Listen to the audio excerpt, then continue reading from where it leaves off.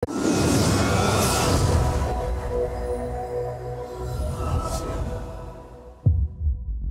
bonjour à tous, j'espère que vous allez bien, c'est un réel plaisir pour moi de vous retrouver aujourd'hui et dans cette vidéo je vais vous partager quelque chose de très important. Vous avez vu le titre, je vais vous parler de ce que le Seigneur m'a dit concernant l'avenir de la France, concernant l'avenir de cette nation. Et nous avons quelque chose de très important à comprendre, c'est que Dieu parle, Dieu fait des promesses, mais Dieu aussi recadre. Et j'aimerais pouvoir, dans cette vidéo, vous parler comme le Seigneur m'a parlé, avec l'expérience que j'ai réellement vécue en tant que serviteur dans un ministère prophétique. J'ai vraiment eu une conviction claire et j'ai eu une expérience avec Dieu qui m'a permis de pouvoir créer cette vidéo aujourd'hui pour vous bénir, mais surtout aussi vous prévenir. C'est quelque chose de très important. On va parler de plusieurs choses. J'ai mentionné dans la vidéo du vendredi 5 juillet, donc avant les élections législatives du 7 juillet, j'ai fait un live, un service de communion prophétique, quelque chose que nous avons tous les mois, une fois par mois, tous les premiers dimanches du mois, normalement, mais en tout cas, voilà, on se retrouve au moins une fois par mois pour donner la tendance prophétique du mois, de la saison dans laquelle nous sommes. Et donc, du coup, j'ai prophétisé beaucoup de choses sur la France et je vous invite à regarder cette vidéo parce que je ne vais pas revenir sur ce que j'ai déjà dit. Cependant, j'ai mentionné, premièrement, prophétiquement quelque chose de très puissant. Le Seigneur m'a permis d'avoir la clarté du mot qui est ingouvernable, une France ingouvernable. Et aujourd'hui, nous pouvons voir et constater que ça s'est réalisé, ça s'est accompli. Sachez-le, Dieu fera sa volonté sur cette terre de France, mais pas de la manière dont nous le pensons. Et c'est ce que j'aimerais pouvoir vous partager dans une vidéo qui viendra juste après les élections législatives. Je me permets de prophétiser parce que j'ai reçu une directive claire. Je dirais que par la foi, je peux vous dire, et vous verrez, je n'en dis pas plus, vous verrez que le Seigneur avait déjà parlé. Mais je peux vous dire une chose, après les législatives, vous verrez que nous tomberons dans un gouvernement qui ne sera pas gouvernable. Voici ce que je vous dis pour l'instant. La France est une nation aujourd'hui qui est ingouvernable parce que les partis ont tous, entre guillemets, un peu les mêmes voix, les mêmes nombres de sièges, donc il y a une opposition en fait en permanence. Donc c'est quelque chose de très important. Mais je vais vous révéler ce que Dieu m'a dit, quelle est la stratégie, quel est le but de tout ça, et surtout qu'est-ce que nous devons faire en tant qu'enfants de Dieu. C'est mon rôle de prophète, c'est mon rôle de ministre de l'évangile. Et j'aimerais vraiment pouvoir réinsister sur le fait que on ne peut pas se prétendre être ministre de l'évangile si probablement nous ne sommes pas appelés. S'il existe selon Éphésiens 4, versets 11 et 12, des ministères avec différents titres, différentes fonctions, c'est bien pour une raison, c'est que chaque homme de Dieu qui a un ministère, même s'il peut naviguer dans plusieurs onctions, a un couloir de prédilection, un couloir de spécialisation. Et j'aimerais pouvoir rappeler cette chose. La différence entre quelqu'un qui prophétise et un ministère prophétique, c'est qu'il ne voit pas à la même distance. Voir, annoncer des choses, c'est quelque chose que Dieu permet à tout chrétien, tout enfant de Dieu. Nous devons tous avoir l'esprit prophétique, avoir cette dimension d'intimité avec Dieu, de pouvoir entendre sa voix, d'avoir tout simplement en nous l'esprit qui était autrefois sur les prophètes. Mais comprenez bien qu'un ministère prophétique, c'est totalement différent. Il voit des choses plus loin. Alors ça me permet de dire que, personnellement, j'ai ma propre conviction personnelle, mais j'ai surtout eu mon intimité avec Dieu qui m'a vraiment convaincu de faire des choses, de dire des choses et de ne pas dire d'autres choses. Et ça, c'est quelque chose qui est très important. La notion biblique de pouvoir avoir ce respect de la parole de Dieu est quelque chose de très important. Lorsque Dieu nous parle, ça ne veut pas dire qu'il faut absolument tout dire. Nous avons une relation qui est une relation d'intimité avec le Seigneur. Et dans cette intimité, il faut savoir que Dieu, des fois, nous confie des choses qu'il faut dire, et des fois qu'il ne faut pas dire, ou des fois qu'il faut dire, mais pas forcément autant où nous l'aurions souhaité. Moi, le Seigneur m'a dit, tu dois te prononcer et parler après les élections législatives. C'est pourquoi dans la vidéo du vendredi 5 juillet, j'ai mentionné une prophétie qui s'est accomplie comme je l'ai dit, mais j'ai bien mentionné que j'allais faire une vidéo, plusieurs vidéos d'ailleurs même, qui vont s'enchaîner concernant l'avenir de la France et surtout toutes les choses que le diable est en train de mettre en place et que même Dieu permet que ça se mette en place pour une bonne raison. Et ça, nous allons en parler. Donc ça me permet de pouvoir vous dire que tout ce que vous voyez depuis un certain temps, ces élections législatives, ne s'apparentent qu'à un piège. Un piège que le président Emmanuel Macron a mis en place. Un piège qui s'avère très étonnant et qui a pour but d'affoler les situations, mais il ne faut pas oublier que pendant que les regards se tournent vers les élections législatives, dans le monde, il se passe bien d'autres choses, bien d'autres lois, étant donné que nous ne faisons plus partie uniquement que de la France, mais de l'Europe. Et en Europe, il y a beaucoup de choses qui bougent. Il faut savoir que nous avons actuellement un gouvernement, un président, un premier ministre, qui ne visualise plus la France. Ils n'en ont plus rien à faire de la France. Ils ne parlent plus de la France, ils sont dans l'Europe. Ils visualisent l'Europe, les droits et les lois européennes, les choses qui sont liées à la fin des temps, comme la parole nous le montre, à cette Europe qui va vraiment être un des éléments clés de la fin des temps pour la venue de l'impie et de l'antéchrist et de ce gouvernement mondial. Donc il faut savoir que la France aujourd'hui est enfoncée au plus profond de manière la plus profonde possible dans l'Europe et qu'elle ne pourra pas en sortir. Du moins si elle sort de l'Europe, ce serait vraiment très étonnant.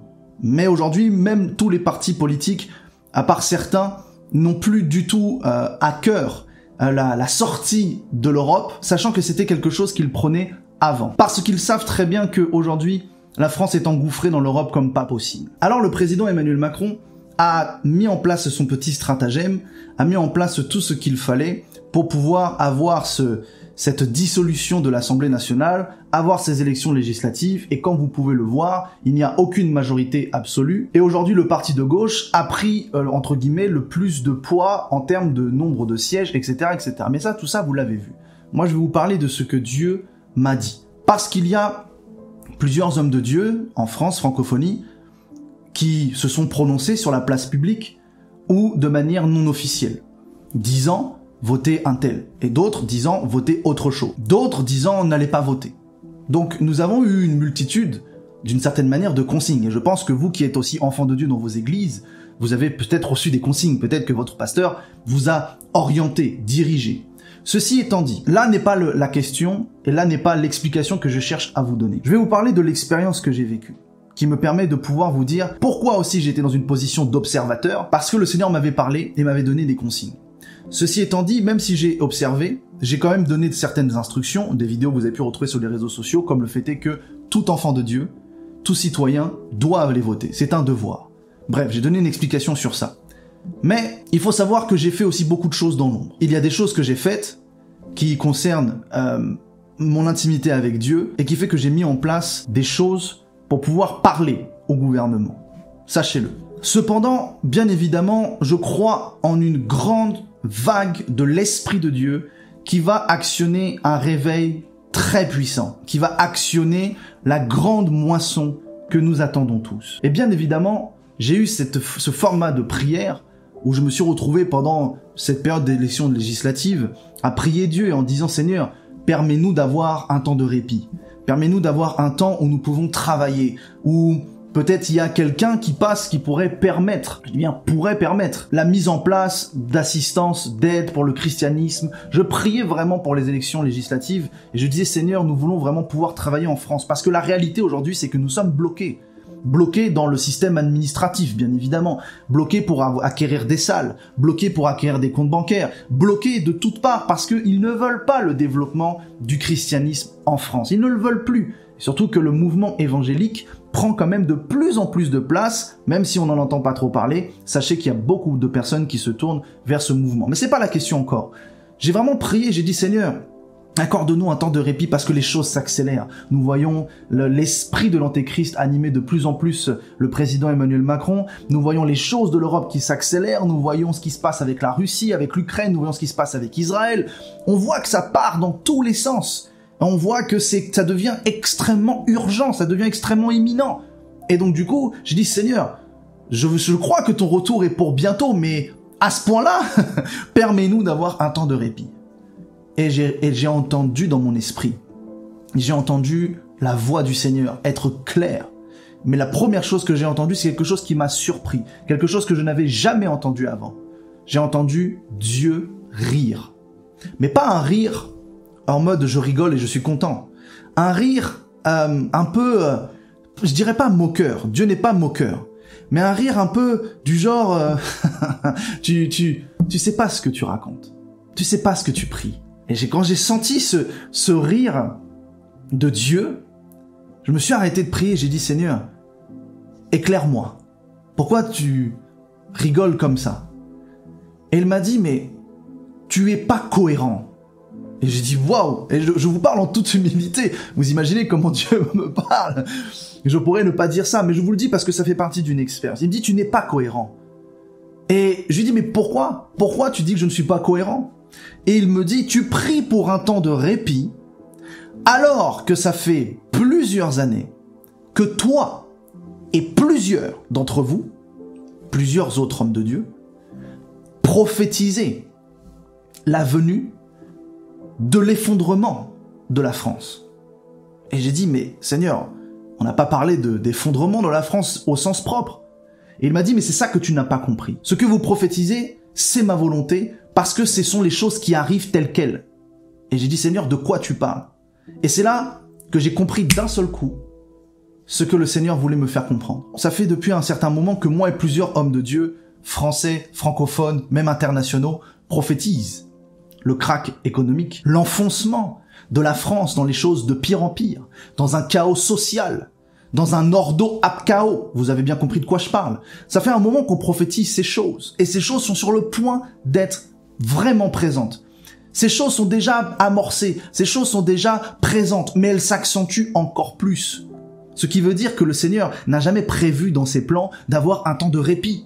Et j'ai commencé à pleurer, j'ai dit, Seigneur, mais du coup, on va faire comment? Il dit, ne sais-tu pas que là où le péché abonde, ma grâce surabonde? Ça m'a frappé, et j'ai dit, mais oui, ce verset-là, on le prêche depuis tant d'années, on le prêche depuis différentes manières, et ça m'a permis de comprendre que oui, le péché va encore augmenter. Dans la fin des temps, l'apostasie est de plus en plus présente. L'amour du plus grand nombre se refroidira. Quand le Seigneur reviendra, où trouvera-t-il la foi? Évidemment que le système économique va s'effondrer, la France va s'enfoncer. Ce sont les prophéties qui sortent de la voix de Dieu. Et le Seigneur m'a dit, ce que j'aimerais pouvoir aussi te faire comprendre, c'est que je veux détruire la mentalité française. Et j'ai dit, waouh, mais oui, c'est quelque chose que l'on disait aussi, le Seigneur va humilier la France parce qu'ils sont orgueilleux, parce qu'ils sont rebelles, parce qu'ils sont insoumises. La France est insoumise. Elle ne cherche pas Dieu, ils ne fléchissent pas le genou, ils ne s'humilient pas, ils ne se repentent pas, il n'y a aucune vague. Et le pire, c'est dans le corps de Christ, dans le milieu des hommes de Dieu, dans le milieu des églises, du péché clair, consommé, de la méchanceté, de l'orgueil, de la jalousie, tout ce qui n'est pas le fruit de l'esprit. Et on a annoncé aussi qu'il y aurait une purge de l'église, un nettoyage de l'église, parce que Dieu dit, je jugerai premièrement, d'abord, l'église. Et nous avons vu tout un tas de choses qui s'est passé, des hommes et des femmes de Dieu mourir. Et c'est une réalité.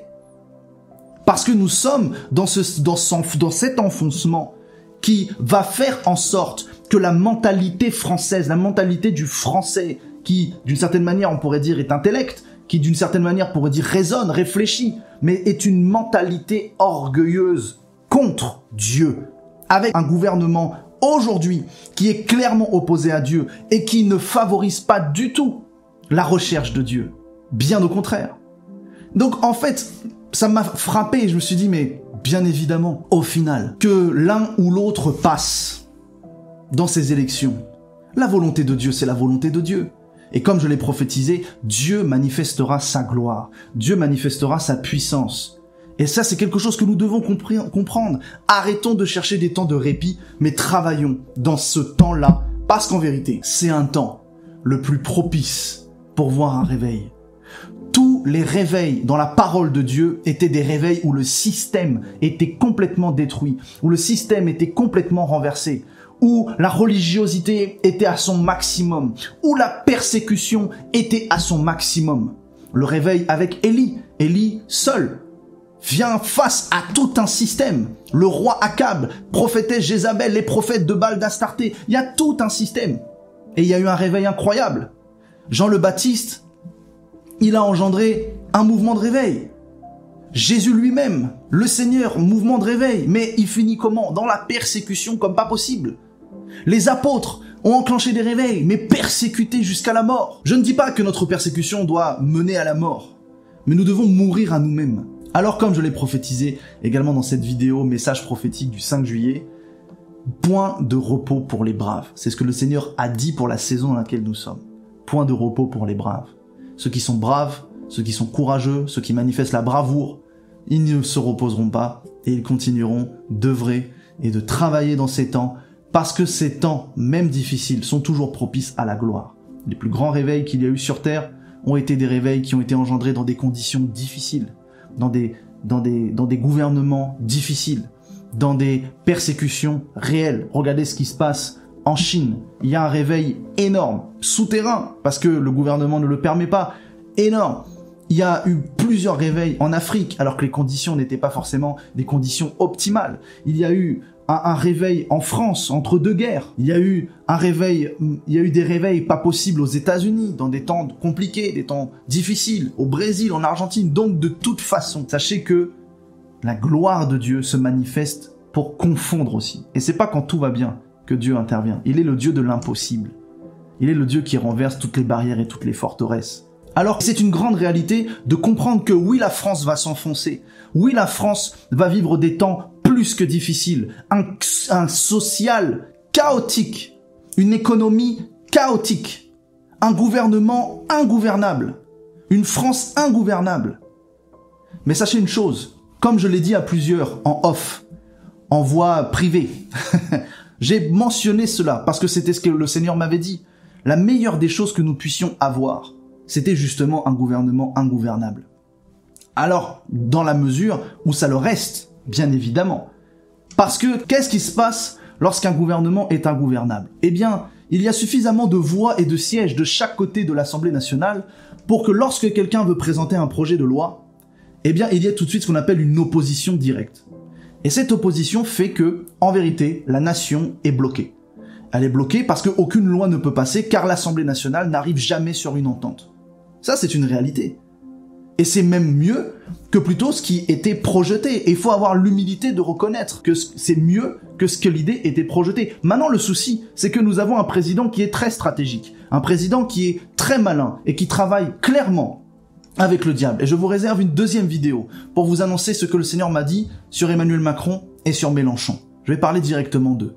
Mais même à eux si c'est le cas. Nous devons prendre en considération, je ne prophétise pas. Il est quand même étrange que au premier tour, un certain parti développe un nombre de voix énorme et qu'au deuxième tour, ce parti se retrouve troisième.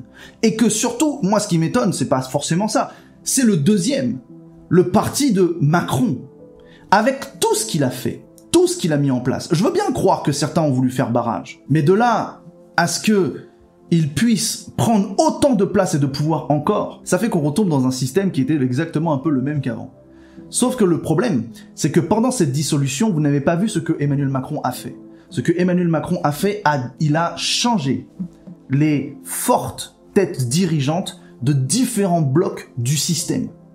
Il a mis de ces hommes à lui à la tête de certaines sphères politiques, économiques, scolaires, environnementales, des personnes qui sont les personnes de son parti.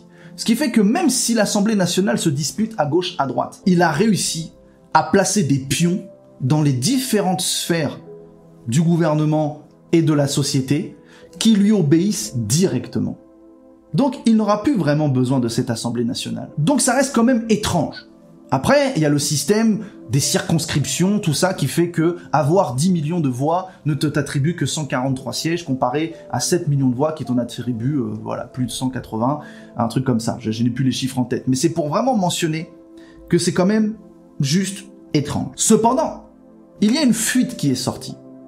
Une fuite qui est sortie de Ursula von der Leyen, la présidente un peu, je crois, actuellement de tout ce qui se passe au niveau de l'Europe. En tout cas, la forte tête et la forte chef positionnée actuellement en Europe, qui a mentionné une conversation directe de Emmanuel Macron. Une fuite qui est sortie de différentes personnes qui ont entendu Emmanuel Macron parler comme cela dans les réunions de l'Europe, disant « Le calcul de Macron est simple. Dans tous les cas, la sidération générale ne permettra pas au Rassemblement national de gagner, et que s'il gagne, il faudra griller le Rassemblement national sans pouvoir leur permettre d'accomplir son programme dans un chaos social et que le Rassemblement national n'ait plus aucune possibilité de remporter quoi que ce soit. Donc, il y a des stratégies qui ont bien évidemment été en place. Vous me direz, ce sont des stratégies politiques. Moi, je crois que ce sont des stratégies qui sont aussi diaboliques. Permettez-moi de le dire, le président Emmanuel Macron est un homme satanique. Il travaille pour Lucifer. Il travaille pour le diable. Il est dans les loges de la franc-maçonnerie. Et il a un plan, c'est le gouvernement mondial, c'est la venue de l'impie. Et comme il le disait très bien il n'y a pas si longtemps que ça, l'avènement de la bête est proche. Maintenant, il faut prendre aussi en considération plusieurs choses. Nous voyons ce qui se passe et je vous affirme que là, nous sommes au bord d'un krach financier incroyable. La dette de la France est élevée comme pas possible. Et nous sommes en train de subir deux choses. La première chose, c'est une sanction de l'Europe à cause de la dette accumulée. Donc ils nous sanctionnent et nous devons payer des frais sur le marché financier du fait que nous avons accumulé une dette comme pas possible. Donc c'est assez intéressant quand même que l'Europe, que la France finance en majorité, te sanctionne. Quand tu es un parti vraiment qui finance un maximum l'Europe, tu devrais pas normalement avoir trop de sanctions de ce genre-là. Mais ça, c'est quelque chose qui est fait exprès. Et cette sanction-là, elle va s'appliquer sur qui? Sur tous les Français. Il faut l'avoir compris. Ça va être encore des taxes et de l'inflation. Sauf que le problème, ça ne va pas être que ça. C'est que actuellement, nous avons ce qu'on appelle le marché financier obligataire. Ce qui veut dire que la France, pour pouvoir avoir tout le financement de son budget et de ce qu'elle fait, elle emprunte. Elle emprunte, et d'ailleurs ce qui est assez intéressant de savoir, c'est que 50% des emprunts de la France pour financer le budget français vient de l'extérieur. C'est quand même assez problématique. Mais là n'est pas la question encore. Nous avons les marchés obligataires, des obligations, là où il y a une accumulation de dettes. Le souci, c'est que ces marchés obligataires, ces marchés financiers se retrouvent à être attaqués, dans le sens où la France ne peut plus concrètement et réellement emprunter à cause d'une dette accumulée qui est juste énorme. On parle de plus de 3000 milliards de dettes et que chaque année, la France a besoin pour son budget de dépenses entre 400 milliards d'euros ou de dollars, je sais plus, mais en tout cas, elle a besoin de 400 milliards. Et en fait, elle ne fait qu'emprunter et elle ne fait que s'endetter. Et au bout d'un moment, ça ne peut plus fonctionner comme ça. Et ce qui fait qu'ils sont obligés de ne plus pouvoir passer par les marchés obligataires et donc de saisir la Banque de France. Et la Banque de France ne peut pas donner autant d'argent parce que si elle voulait faire de la monnaie, faire de l'inflation, la Banque centrale européenne dirait stop. Donc tout le système de l'euro est en train de s'effondrer. Et c'est quelque chose de très sérieux. Renseignez-vous sur actuellement ce qui se passe avec l'Europe qui nous met une sanction à cause de la dette, mais une dette que nous ne pouvons plus rembourser parce que nous sommes attaqués dans ce qu'on appelle le marché obligataire, le marché financier. Donc ce qui veut dire que peu importe le parti qui serait passé, il se serait retrouvé face à cette problématique qui est en train d'arriver et de se présenter dès cet été, dès la période des JO. Et ça non plus, ce n'est pas quelque chose qui arrive en vain. Et je vous invite à regarder ma vidéo sur les Jeux Olympiques parce qu'il se passe quelque chose de très louche. Il se passe quelque chose de pas normal. Et je peux vous assurer qu'il y a des lois qui sont en train de passer pour pouvoir, à un moment donné, taxer le français à un autre niveau, c'est-à-dire de faire des réquisitions sur les livrets personnels des personnes. Livret A, plan épargne, tout ce que vous avez. Donc, il faut être vraiment au courant de la situation dans laquelle on est. Un pays ingouvernable. Une gestion économique qui va être très compliquée et très difficile. La France va s'enfoncer. La France va s'engouffrer. Et permettez-moi de pouvoir aussi annoncer cela. Les programmes qui étaient proposés étaient des programmes qui, justement, à cause de ces attaques sur le marché obligataire, n'étaient pas clairement des programmes réalisables. À cause des fonds et des dépenses qui voulaient être faits. Et je m'appuie principalement sur le fait que le parti de gauche est majoritairement passé parce qu'il y a aussi une majorité de jeunes qui ne savent pas ce que M. Mélenchon est et fait. Parce qu'aujourd'hui, la classe ouvrière, la classe sociale moyenne est une des plus répandues. Il y a de plus en plus de personnes qui s'appauvrissent. Il y a de moins en moins de personnes qui s'enrichissent. Et je peux vous assurer qu'il y a aussi un gros problème, c'est que si M. Mélenchon passe en tant que Premier ministre, eh bien, il y a beaucoup de fortunes, de personnes fortunées qui vont partir parce qu'ils ne vont pas vouloir être taxés. Je parle pas d'avis politique, hein. Je suis en train de vous parler des faits du programme, de vouloir taxer les riches. Les riches vont partir. Et donc, du coup, ils ne taxent qui après? C'est toujours le même cercle vicieux, le même problème, ce gouvernement-là. Arrêtez de poser votre foi, votre conviction personnel sur un sauvetage à cause d'un gouvernement qui est corrompu. Ce n'est pas honnête vis-à-vis de Dieu et ce n'est pas honnête vis-à-vis de votre foi personnelle. Surtout les hommes de Dieu. Ayez du discernement, ayez de la sagesse, ne fonctionnez pas avec la chair ou avec vos convictions propres. Nous sommes dans un système où le système va s'effondrer parce qu'ils veulent leur dos à chaos. Et moi-même qui priais pour un temps de répit, le Seigneur m'a repris. Il m'a dit, mais tu es pas cohérent. Tu prophétises que ça va s'effondrer et après tu pries pour un temps de répit. C'est pas cohérent. Alors il faut avoir de l'humilité et il faut vraiment reconnaître la voix de Dieu et surtout sa pensée. La pensée de Dieu n'est pas celle que vous croyez et la pensée de Dieu n'est pas de nous sauver à travers un gouvernement. Mais je peux vous assurer aussi une autre expérience que j'ai vue. J'étais en train de prier et le Seigneur a même prophétisé à travers ma bouche en m'inspirant le vendredi 5 juillet, quelque chose d'extrêmement puissant. Le Seigneur m'a donné cette expérience quand j'étais dans un temps de prière où justement ça m'a permis aussi de comprendre ce que je vous ai expliqué sur le fait qu'un ministère prophétique voit plus loin les choses. J'étais en train de prier et dans mon esprit c'est comme si je regardais quelque chose à l'horizontale. Je regardais à l'horizontale et à l'horizontale je voyais vraiment le chaos, des maisons détruites, le feu, le chaos, le vrai chaos qui régnait comme s'il y avait une guerre. Je dis Seigneur, c'est quoi ça? Et il me dit, ça va devenir l'état spirituel de la France. Un chaos. Où ça sera vraiment très difficile. Très compliqué. Et j'ai dit, bon, alors, c'est la fin. Et il m'a dit, non. Lève la tête. Lève la tête. Et c'est comme si j'avais levé ma tête et levé mon regard vers au-dessus de tout ça.